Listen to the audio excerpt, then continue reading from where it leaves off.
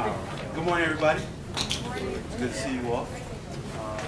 Celebrating learning beyond the classroom through the experiences and accomplishments of fellow faculty, students, staff is what Prime Time is about.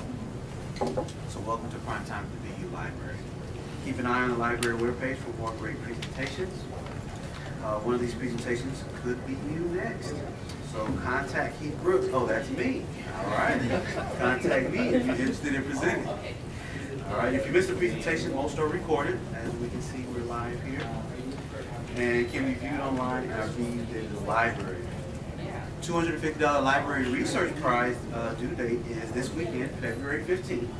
Encourage your students that have done exceptional work using a significant number of BU library resources to support. Information is available on the refreshment table. Today we welcome April Schmidt, Writing Center Coordinator, and she will be sharing Buried in Papers. I can relate to that.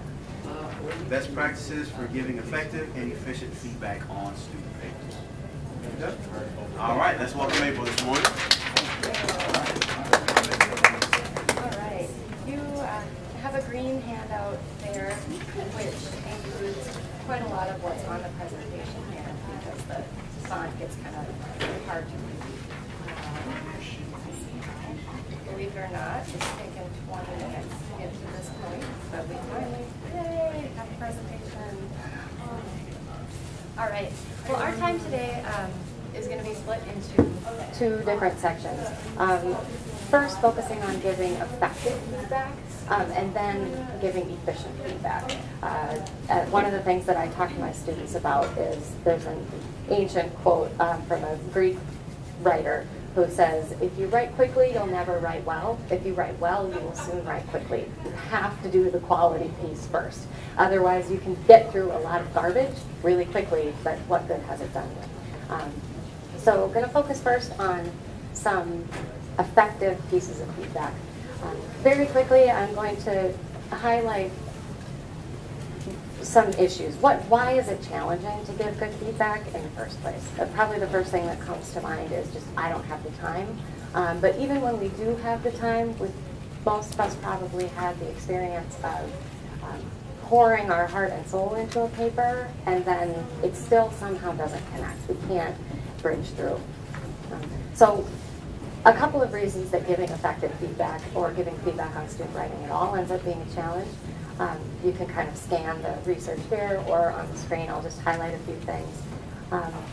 We work from different purposes is one of the main issues. Students are looking at our feedback to get a better grade, rather than we're often giving feedback to try to improve their writing skills in a more kind of global sort of way. We give global feedback. They're looking for that micro-local level feedback, surface level. A lot of students report that our feedback doesn't help them improve their writing. There are many breakdowns that can happen in that process. They're often focused on correctness rather than on discourse. We might be focused on lifelong learning, right, intrinsic motivation, those sorts of things, but that's not always where students are writing from. We can all get lost in the process. Writing is a complex, time-consuming, iterative process. So there's plenty of research that shows that we have trouble giving global and local feedback simultaneously. So even when all our buttons are on, it's still difficult for us to do this well. Often we speak different languages too. It can sometimes seem like students are intentionally ignoring us. That's not the case. Usually when students don't respond to feedback, it's because they can't read our handwriting, or they're not sure what we mean. Not that they're intentionally ignoring us and trying to be really mean and frustrating. So those are some of the challenges that make it difficult to give good feedback on student writing. Right. So now, thinking about effective feedback, what is effective feedback? Students are only going to benefit from feedback that they notice, that they accept, and that they understand. So I'm going to highlight some things quickly, pieces of research related to that. This material is under the little people on your green sheet here. You'll notice here, what feedback do students notice? Largely, if there's a grade on the paper, they're not paying attention to our comments, which we've probably seen that happen. Some of us may have had the heartbreaking experience of seeing students walk out of the classroom and dump a paper in the recycling bin. That what you've just put on there, they're looking for the grade. They may not even check their PO box, right, for 3 months. So you may have written comments. They're just looking at Moodle for the grade. So they don't notice our feedback when it's accompanied by a grade. What kinds of feedback do students accept? Take a quick look at what's listed, the research that's listed underneath there, and see if you notice any themes. What feedback do students accept? What themes do you notice there? Positivity. Yes, Yep, they notice things that are positive. Fortunately for us, students consider constructive criticism to be positive feedback. So that doesn't mean everything has to be, sunshine and rainbows. Any other themes that you notice there?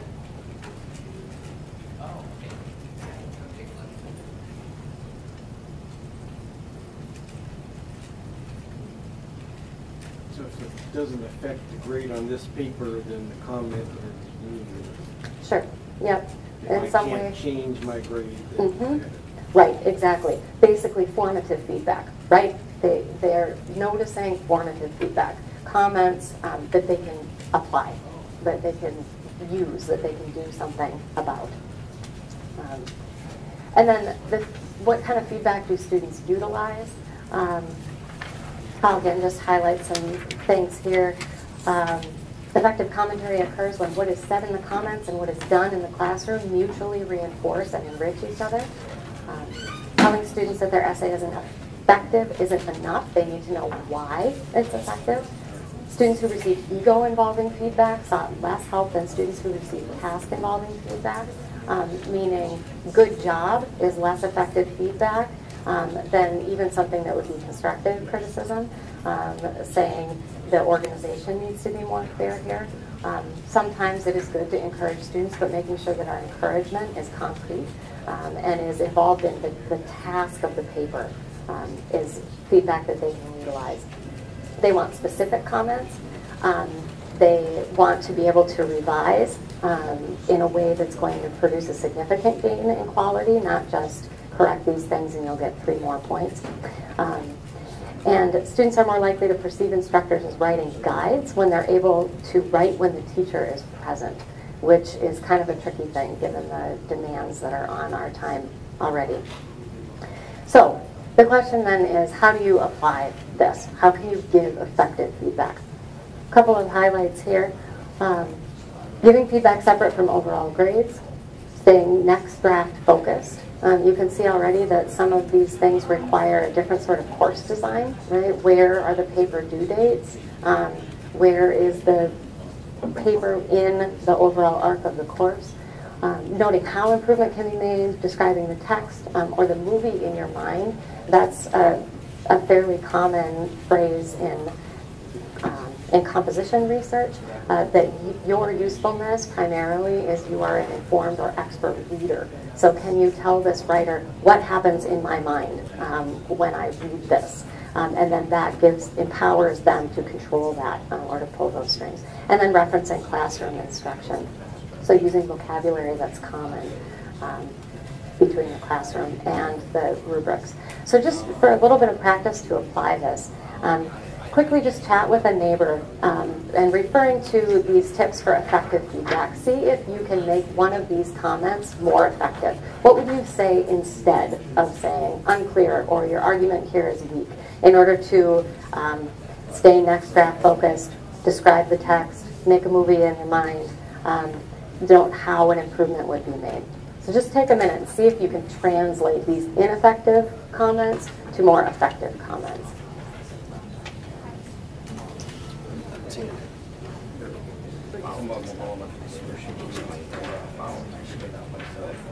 Okay, anybody willing to volunteer and share what you came up with or the insights that maybe came out of the conversation if you got roadblocked partway through? I was stuck on the very first one, April, because I was just telling Jay that when I have to say that one, which I do, It's because I honestly don't know what the student's trying to say. And so I don't know what else to say to them except that I don't know what you mean here. Or, now sometimes I'll say something like, do you mean this, or do you mean this? Is that better than just saying this is unclear, or I don't know what you mean? Yeah, and you're talking yourself into applying, being specific, and noting how the improvement can be made. A word like unclear, do you mean the grammar is unclear? Or do you mean the meaning is unclear, right? Even just specifying that on a student's paper can be helpful. And that giving that example, do you mean this? What that does is it asks them to clarify, and it also models a way to clarify, right? So those are good strategies that are wrapped up there. So sometimes when I'm thinking about reading proofs and things, if it's unclear, sometimes I'll write, please come and explain this to me. Is that specific enough? And then sometimes they'll talk through and say, okay, here's the error, or okay, I see what you mean. Yes, which is especially effective with multilingual learners, because we develop our verbal and spoken interpersonal communication more quickly than academic cognitive written language. So any student is sort of learning to translate into academic discourse, right? But particularly multilingual students who may not have grown up speaking English. So they're doing even more levels of translation. So can you switch the format? Can you come and just tell me what you mean? Can be a really effective way to deal with that. And then you're modeling for the student how to translate that. Oh, this is how we would say this in writing, or this is how we would say this in academic writing. Yeah. Any other challenges that came up with this one, or insights you can share wisdom with the rest of us? Yeah. The organization one can be a real bear. A lot of the reading I do is of kind of thesis work, so anything major they're going to write, I really don't let them write without some kind of a basic outline for it, because to me it's a kiss of death as a writer to say, oh, you need to work on your organization. Yep. So to me that, it takes them time up front, takes me time up front to look at, but it really saves extended problems. Okay. Like you've got. Sorry. We're back. Good thing we've got a handout. All right. So sorry about our technology here. I don't know why this is shutting down. But yes, the organization is very difficult. One of the things to remember in giving feedback about organization is students don't often have the formats that we have, the sort of organizational formulas hardwired into their brains yet.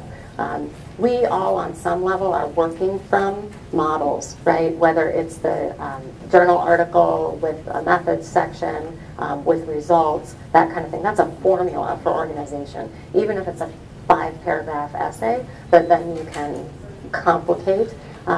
So telling students what some of the formulas are, or the formulas that they can respond to. There's a composition textbook that's come out in the last couple of years that uses the model of they say, I say. And even just introducing that to students can be very helpful. So what did they say, right? What does the research say, and what do you say? And then what are all the ways that we can arrange the they say and the I say within a paragraph, within sections, within a paper as a whole. So specifying what do we mean by good organization is usually the first step in being able to articulate that.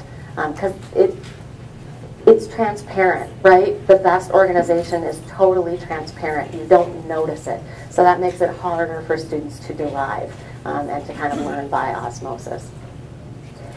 All right, underneath the book on your handout is a section, what strategies make feedback more efficient? Several of these are self-explanatory, but others are not. Scan through those, and can you identify a suggestion there, a piece of research that would be more challenging for you to implement? Either the vocabulary isn't clear, or how you would connect that to the classroom is mysterious. What there would be more difficult to implement? Can you just explain selective grading? Yep. Selective grading can take a number of forms. It can mean that you have final due dates or rough draft due dates for, say, 5 students at a time, right? So you have kind of a rolling due date where not everyone in the class is turning in the paper to you at the same time. That can be one way to do selective grading. Another way to do selective grading is to identify certain aspects or elements of a paper that you're going to grade. So you may collect all 25 papers, but you're only grading them for a thesis statement the first time, right? And then you're giving them all back. And then later you may collect all 20 again, but you're only checking for organization, or maybe you're only checking for documentation. So either you're selectively grading elements of a paper, or you're selectively grading from the group of students that you have. Does that make sense? So you don't necessarily tell them until you collect it? Usually it's best to tell them what you're grading for beforehand, but then you need to be quite conscious of what's the writing process likely to be, right? So that you're not collecting something that you're grading for grammar and mechanics before they've even worked out what their thesis really is. So that you have a sense of where students are likely to be in the process, and then you can give them feedback on what the issue that's ripe for feedback at that particular moment. But we've probably, many of us have had the experience too of handing papers back to students with miserable grades on mechanics, and they say, well, if I would have known grammar counted, I would have proofread it, right? Telling them ahead of time what we're assessing can save us quite a lot of time and heartache. So, other things on this list that would be difficult, yeah?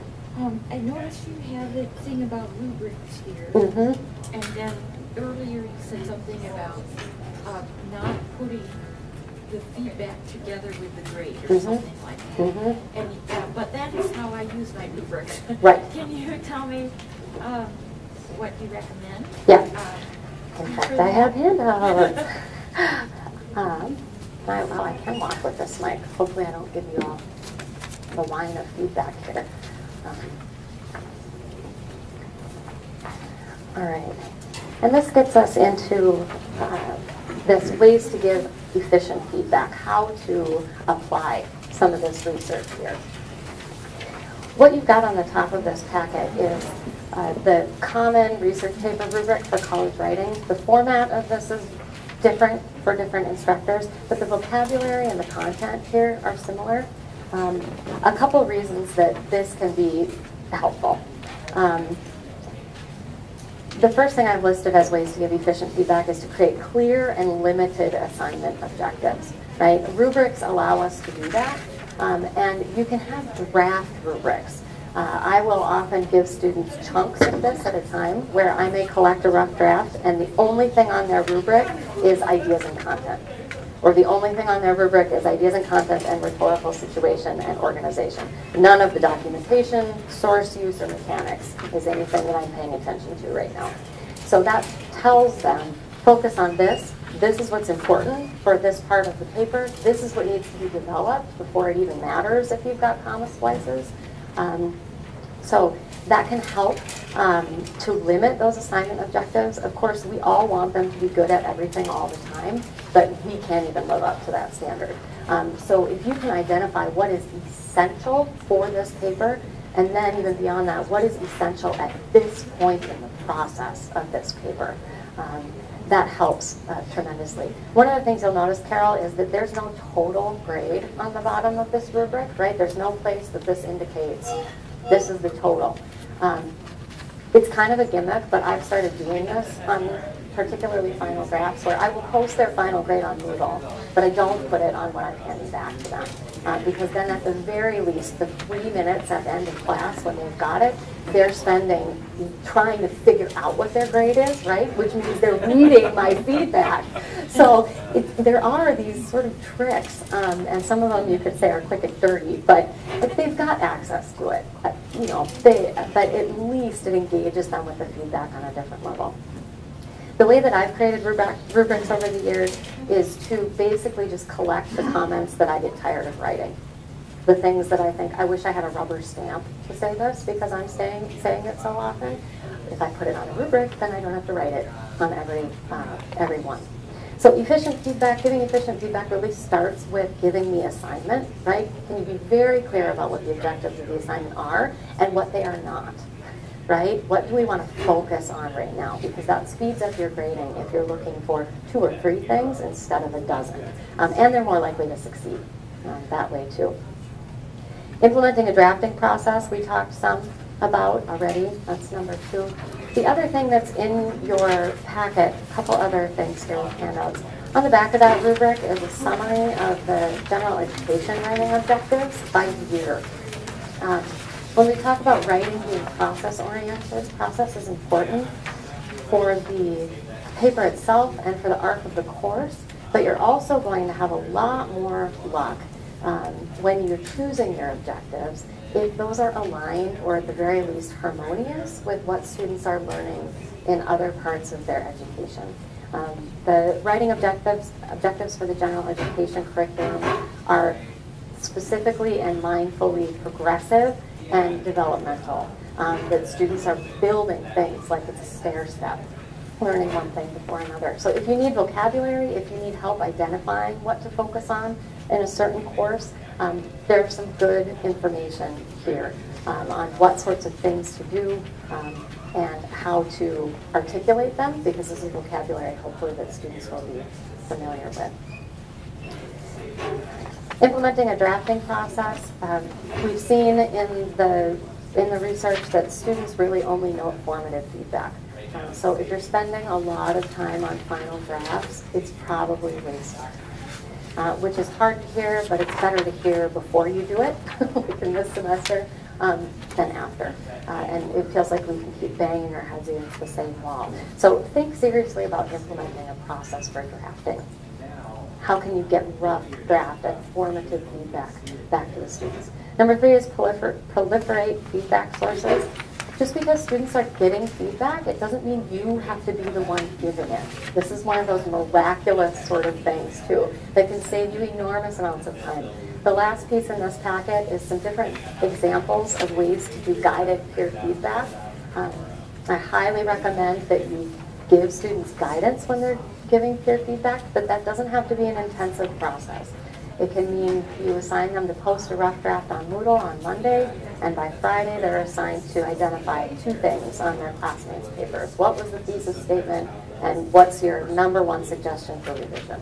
Okay, that's pretty straightforward, but it again gets the students thinking in a process-oriented, drafting-oriented way. It makes them conscious of what they're being assessed and graded on, so they're more likely to focus on it.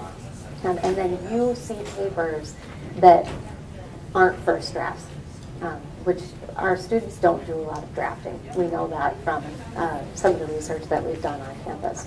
So peer feedback guides, the Writing Center is helpful. You don't have to do peer feedback within the bounds of class time. That can go outside of class as an assignment, but giving them some way to focus. Another way to give feedback that can speed up the process is using audio commentary. Jay, you've done this, I know.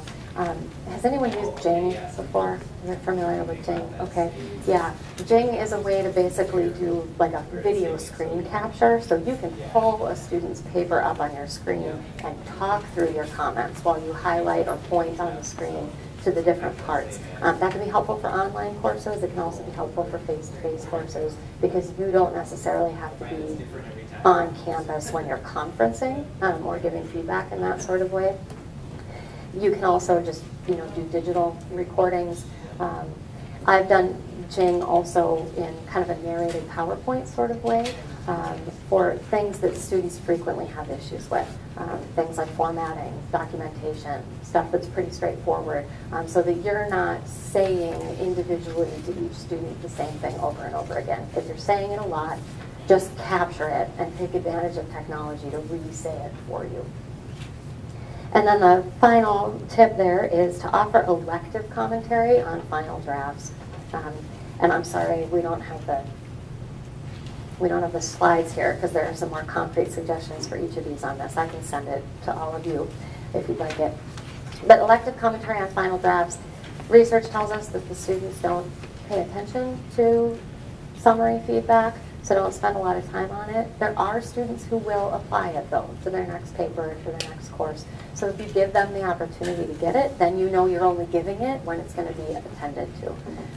That can be having optional office hours Or I've sometimes had students just make a note on the top of the paper. I'll just say, if you would like comments on this draft, please note that. If you don't have to say anything. And then I know, especially say at the end of the semester, all right, put these 4 papers on the top of the stack. The students are going to pay attention to them. They should be returned. The rest of them, put those down. You can cruise through it. Just leave whatever notes for grade, justification I need to remember, and then put the numbers on it. So making sure that you're spending your time where it's going to be tended to. All right, other suggestions, tricks, tips that you have and that you use for giving efficient feedback on papers? Yeah, Dave. Just the idea of redoing papers. I know you've got kind of an approach to that, but if you could just maybe talk about that briefly, I think that's helpful. Because if they're going to redo a paper, they typically will pay attention to what the comments are. Yeah. We know that the best practices in writing process are, in teaching writing, are iterative, right? That students draft. The work will teach you to do the work, as one of my grad school instructors used to say. So we need to get them to do the work and do the work and do the work and do the work. Writing is rewriting, basically. So how that lands in course design can happen a couple of ways. Some instructors will do rough drafts, but I had experiences where students would blow off the rough draft because it was a rough draft, right? Or the ones, or I would make that rough draft worth a lot of points. And then the really conscientious students would get paralyzed. And so they would have a very neatly organized, grammatically correct rough draft that was full of error. It didn't say anything significant. So there are ways to make the rough draft and then the revised final draft work. What I've ended up implementing is a rewrite policy, especially in college writing, where students get the paper back and then they have a week in which to do a rewrite. Their final grade for the paper is an average of the 2 scores. And then I'll make sure that I've got some office hours available in between to sit down and do individual conferences with the students. So then as I'm going through and reading a paper that's turned in as a final draft, if it really is suffering, then I know there's another container for my feedback, and so I don't need to spend a lot of time doing margin comments because I can just say to the student, I highly encourage that you do a rewrite. Please come and see me. And then we can have a more productive dialogue about what to do. So thinking about how do you implement that process can also have a place in the rewrite kind of category too. And I usually don't have a lot of students take me up on that. Joanne, I know you've sometimes done rewrites. Right. Have you probably out of 22, 2. Right. Which is kind of surprising, isn't it? But they're great because they're working at it. Yep. They really are showing they want to improve. And, And unfortunately, they'll maybe go through and just change the errors I marked, even though they're encouraged not to do it. But Right. at least it's better, and they show they are trying to improve. Yeah. Yep. And I can have a conversation with students too, saying, all right, you know how averages work, right? If you're going to invest the time in rewriting this needs to be significant investment, or it's really not going to be worth your time. So talking about how to improve writing as a big part of that conversation. Other strategies that you have or questions that you've got about effective feedback? Yeah. I have one more about just how you manage things in the classroom, kind of. Because one of your comments was to help the instructor seem like a guide. You have them write while you're there. Sure. And I have tried to do this, and I find that students don't want to do it. Sure. They don't. And I've even tried at the stage of, because one of the things I find I have to work on the most is how they're going to organize, right? So I have them try to do an outline in class so that we're there and we can all work on it, on these together. They don't want to do it. I'm not sure. Do you have the tricks for helping them to see the value of this and wanting to do it? I don't know how else. Yeah, I think there can be a couple of things going on. One of the things that can lead to that sort of scenario is they simply don't have mastery of the information yet, and they know it, right? They haven't done enough reading to be able to manipulate their ideas and organize them. But another thing that can be going on is the pressure seems really high, right? I need to perform in the formative stage. And we all understand that when I ask you for an in-class exercise, this is low stakes, right? But they may not understand that.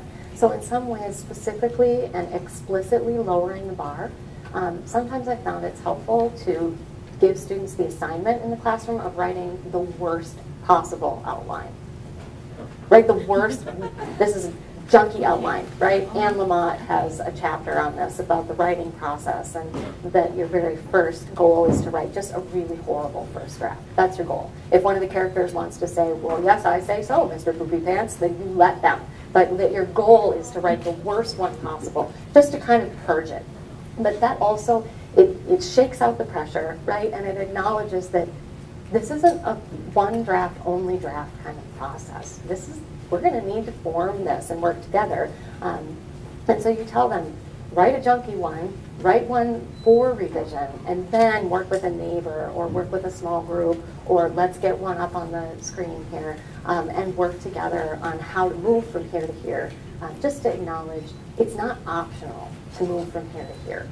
Good writing changes. It's not a sign of good writing that you get it right the first time. That's impossible, in fact.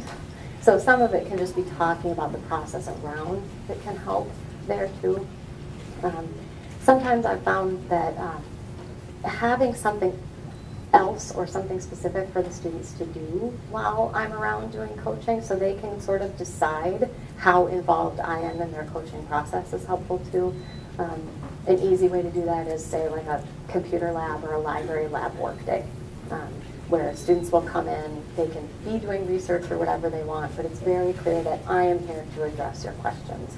And then when a question comes up, I can sort of pop up to the class and say, this was a good question. This is a relevant point. Everybody remember this. And so then again, we're retranslating, instead of the question being something shameful, or the inability to get a perfect thing the first time being shameful, that becomes a praiseworthy thing. That becomes the mark of a savvy student or a good writer. So there's a lot of framing that happens in that too. Does that help at all, Carol? Okay, Joanna? I think that I do a little bit different, and I do hear from students they want to write more in class, and I have these discussions with my husband. Can you imagine going to college? And it felt like junior high when you did writing in class, so I don't really do that. I would have them do the outline and bring it to class, and then spend time analyzing it and revising. So yeah. I really work on revising in class, and because part of that is everybody's creative process is different. You kind of addressed it, you know, the pressure of the time. Some people could do it. A lot of people, they want to sit back, they want to be in their dorm room or wherever they normally write. Their writing place, their writing time. To ask them to come into the classroom and do that, it's going to work for some, but I think the majority it doesn't.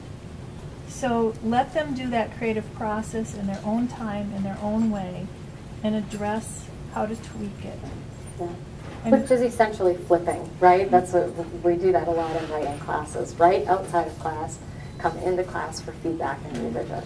That's just how whether it's the thesis, I say, come in with some kind of type thesis, no big deal, just get started on it. Right. And what you call things can be helpful too. A working thesis, a working outline, right? Which implies this will change. This is not permanent. Yeah, other tips for efficient feedback, other questions or challenges you've encountered?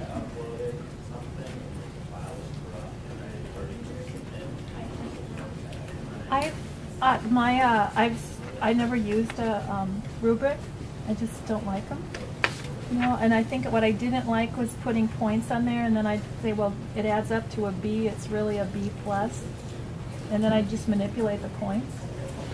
So I just started using them. It's really, last term, it's more efficient, and I revise it all the time. So, you know, once then I'm changing the comments, making something that's meaningful. I tell them if it's strong or weak instead of points.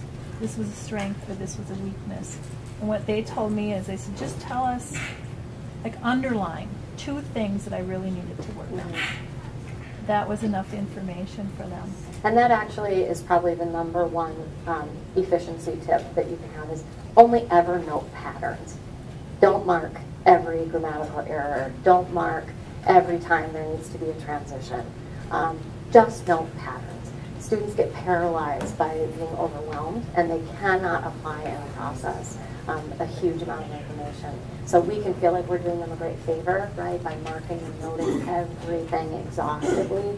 it really doesn't help them build their writing skills.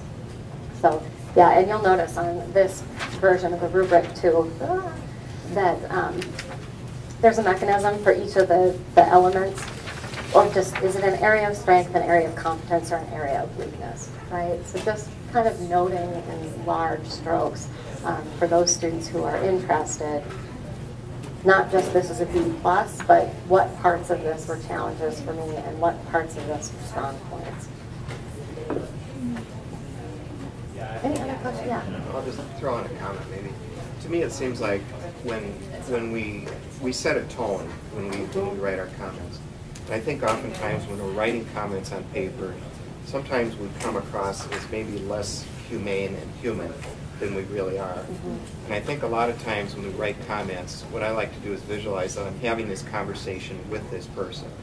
And for me, unless it's something that I would say to that person if they were sitting next to me, it's really not something that I should necessarily be writing down, on paper.